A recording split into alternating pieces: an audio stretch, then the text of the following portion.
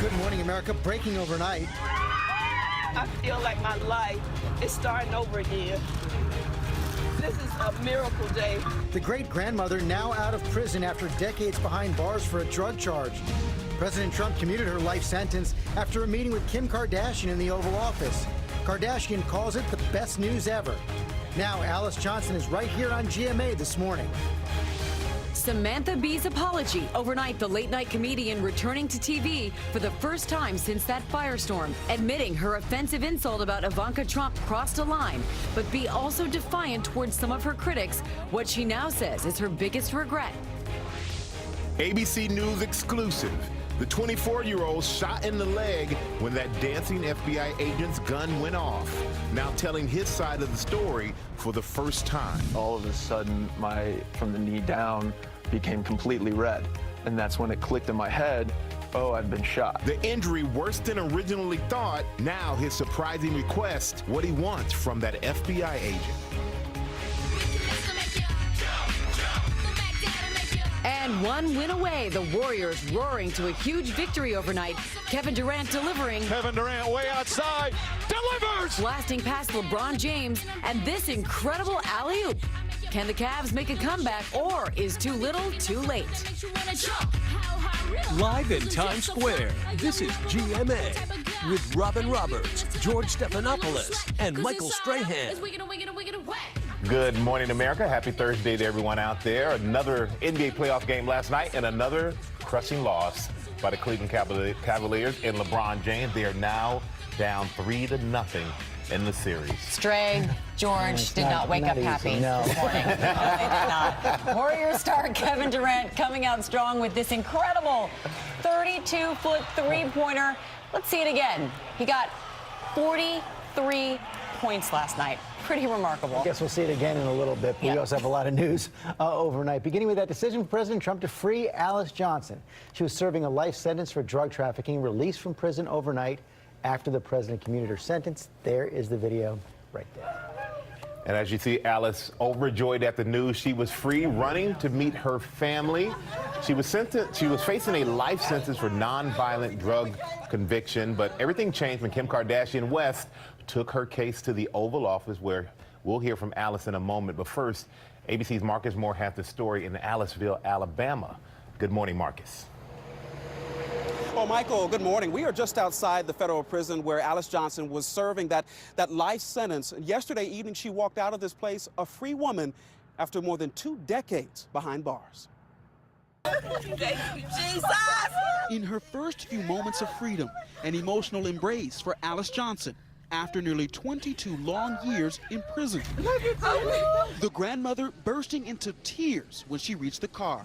I want to thank President Donald John Trump. The president keeping up with a Kardashian plea for clemency.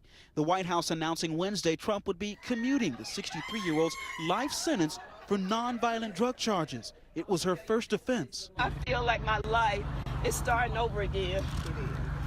This is a miracle day. Less than a week after Johnson's biggest supporter, Kim Kardashian West, visited the Oval Office to champion the grandmother's case. I made one of the worst decisions of my life to make some quick money. This interview with Johnson, shot by a digital news company, Mike, caught the reality star's attention in October. Kim Kardashian West shared it on Twitter immediately after we published it, and that's how she first found out about and got activated around the case. Kardashian West sitting down with Mike after that pivotal meeting with Trump. I went in, me and Sean, to really talk to the president about Alice Johnson. And, you know, I just really strongly believe that she is someone that has completely rehabilitated herself. The star's attorney, Sean Hawley, has taken up Johnson's cause alongside Kardashian. Alice started sobbing, and we all started sobbing, and it was just amazing. This was so important to her, and she put her time, her energy, her money behind this cause. In a statement, the White House saying this administration, quote,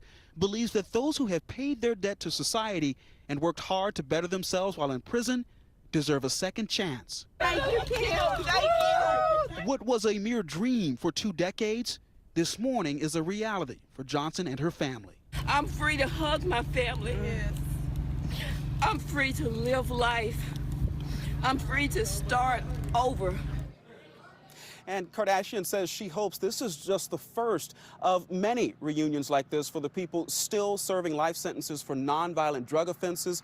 The president reportedly plans to review dozens more federal cases this year. Michael. All right, thank you so much for that, Marcus. And I'm joined now by Alice Johnson and her daughter Katina from Memphis, Tennessee. Ladies, thank you so much for joining me this morning. And, you know, Alice, you were convicted of nonviolent drug offense. You served 22 years in prison. How did it feel to finally be free? It's an amazing feeling, especially just being with my family again.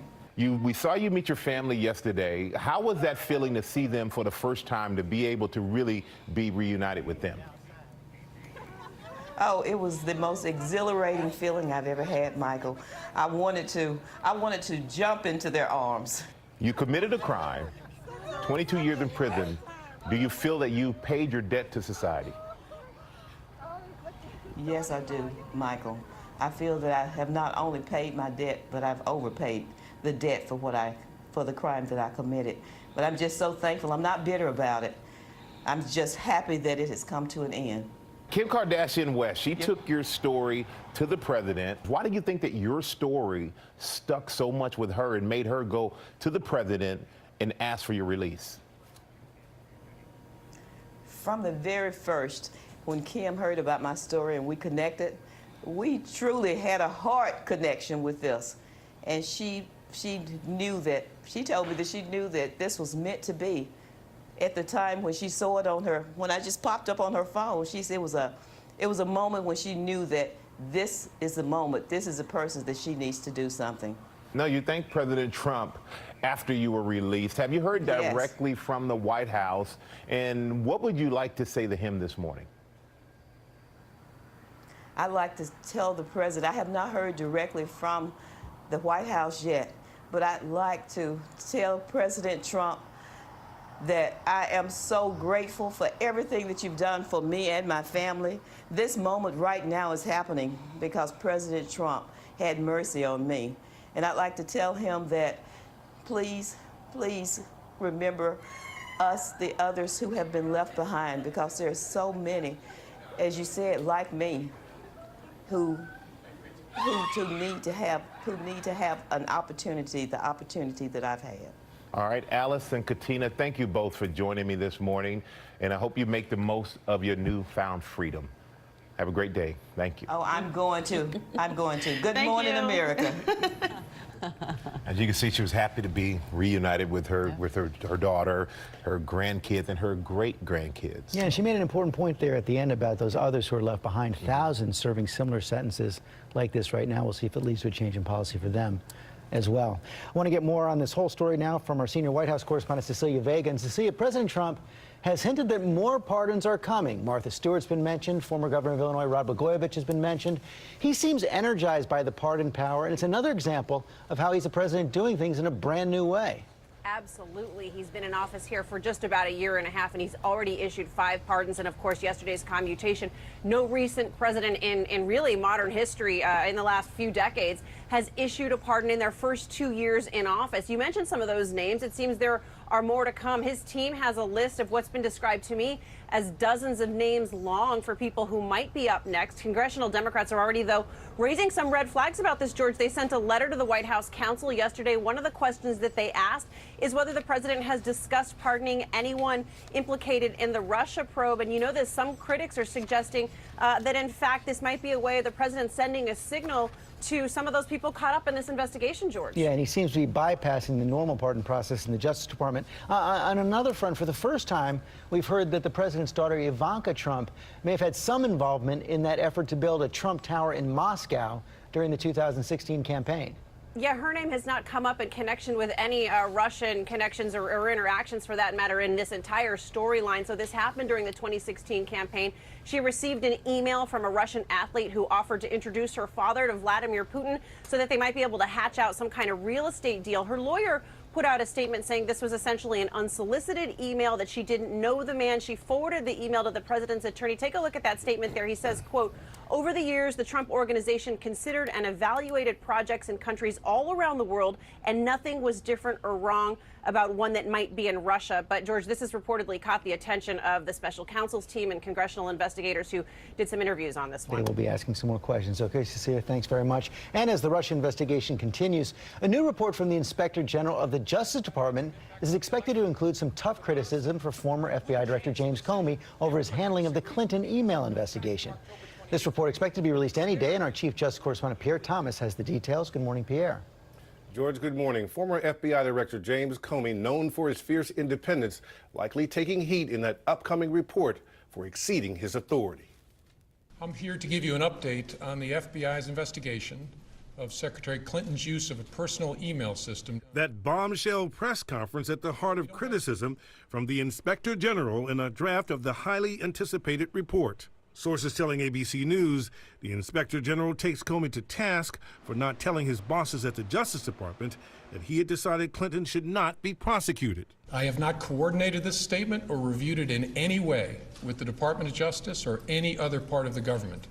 They do not know what I'm about to say. Comey has defended his decision, wanting to separate the FBI from allegations of bias lobbed at the Justice Department. Our system is, in fact, rigged. It's totally rigged. Okay? It's corrupt, it's rigged, it's disgraceful. His press conference came just days after the story broke that former Attorney General Loretta Lynch met with President Bill Clinton at a Phoenix airport during the campaign. I screwed up a couple of things, but in the main, I think given what I knew at the time, these were the decisions that were best calculated to preserve the values of the institutions. Comey's also criticized for his October surprise, telling Congress that he was reopening the Clinton email probe only 11 days before the election.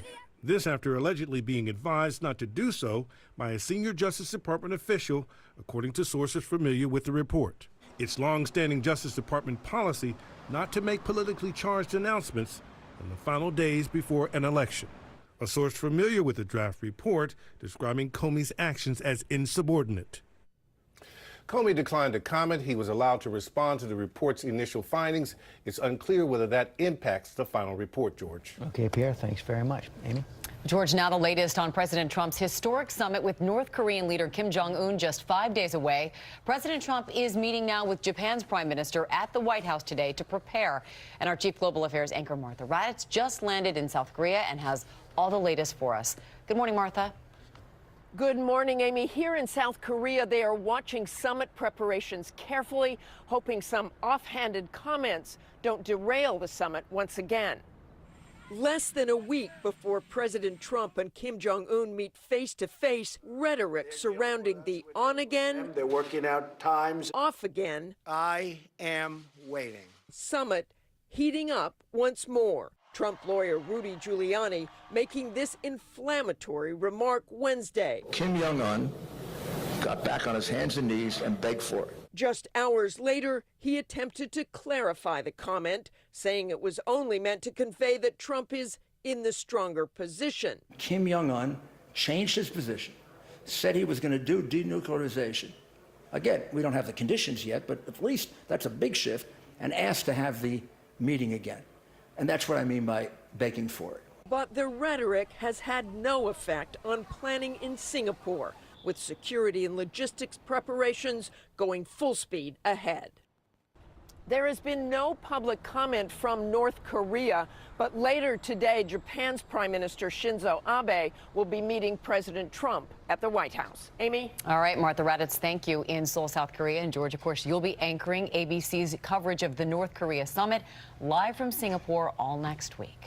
Michael. Can't wait to see that. Thank you, Amy. And now to an off-the-field battle for the Boston Red Sox. A fan taking the team to court, suing after a foul ball hit her in the face, claiming the Red Sox didn't do enough to protect her and other fans. ABC's Gio Benitez has the story. I had never heard of anybody being hit with one now. Stephanie Taubin taking the stand in a Massachusetts courtroom, describing the moment that a foul ball hit her in the face while watching the Boston Red Sox play the Minnesota Twins at Fenway Park in 2014. The feeling of shock and emotion of oh my God, what just happened? Taubin now suing team owner John Henry and the Red Sox for negligence. She's asking for $9.5 million, saying the foul ball entered an area that was previously protected by a glass barrier that had been removed and not replaced, alleging that gave her facial fractures and neurological damage. I heard the bones in my face crack, and I just felt an enormous amount of pain. An estimated 1,700 fans are hurt each year by batted balls at Major League Baseball games. That's at least twice every 3 games. Look out. Oh, my goodness. Just last year, a little girl was hit by a foul ball at Yankee Stadium. Her father saying she suffered multiple facial fractures and bleeding in her brain. And the Red Sox telling ABC News that the team and owner John Henry have always viewed fan safety as a fundamental priority, but that they can't comment any further while this case is in trial. Meanwhile, just a few months ago, all 30 MLB teams extended the netting at ballparks because they were just seeing more and more of these injuries. Yeah, it only makes sense to extend the netting because I know on the back of the ticket it says that you might be, if something happens, there's nothing you can really do about it. It actually mentions batted balls on the back of the ticket. So. All right. Thank you so much, Gio. All right. Thanks, Gio. Now to the NBA Finals and that big win for the Golden State Warriors overnight. They're just one win away from taking it all. ABC's TJ Holmes is in Cleveland. And TJ, a disappointing night for the Cavs and for my 2 teammates here. Is a 3-game lead impossible to overcome? How should I put this, Robach?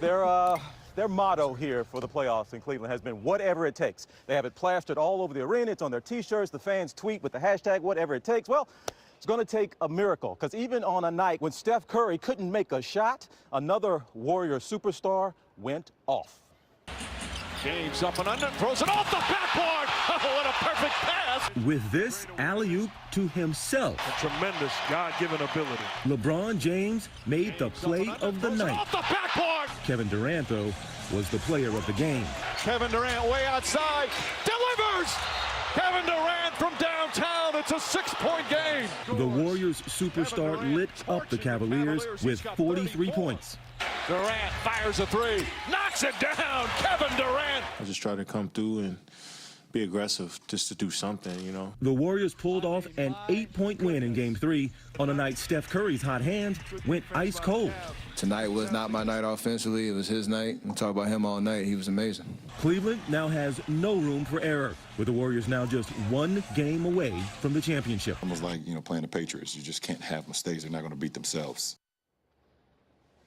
All right, so back to your word impossible, Robach. 131 times before in NBA history, a team has gone down 3-0 in a playoff series.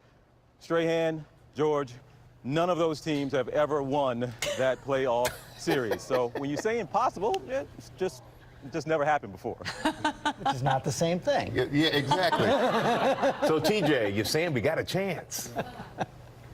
There's a chance. Whatever it takes, TJ. All right, thank you so much. And you can see Game 4 of the NBA Finals tomorrow night at 9 p.m. Eastern right here on ABC. Let's go over to Ginger. And we've got to start with this hypnotic video of a tornado captured in Laramie, Wyoming. Thankfully, no injuries or damage reported, which is hard to imagine when you see this thing from both the wide and the up-close shot there. We do have severe weather on a threat today, but I'll show you more of that later. Stormy Cities now, brought to you by Sherwin-Williams Paint.